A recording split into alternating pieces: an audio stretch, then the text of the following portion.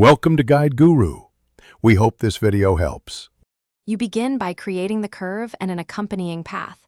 Add a Bezier or NURBS curve and a path in the same scene. Set a bevel or use a profile to visualize thickness, because visual feedback matters when animating.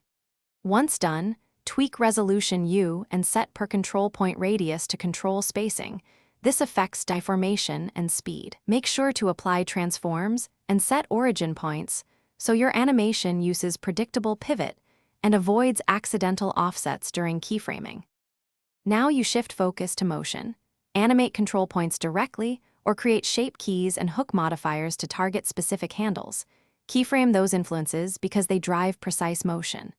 Add a follow path constraint for object traversal or use an array plus curve modifier to produce repeating animation. Each approach yields different control.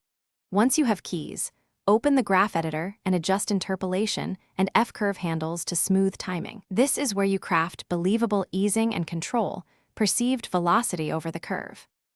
Finish by baking your curve-driven motion to an action or NLA strip if you need stable playback or export. Baking locks procedural links so other software reads motion correctly. Then inspect normals, object scale, and curve tilt. Apply scale and recalculate normals to avoid twisting or skew.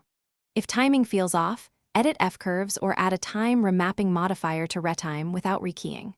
Troubleshooting tip: if the object flips or skews, check control point tilt and clear unwanted tilt values. That usually fixes twisting. Thanks for watching. Consider subscribing if we helped you today.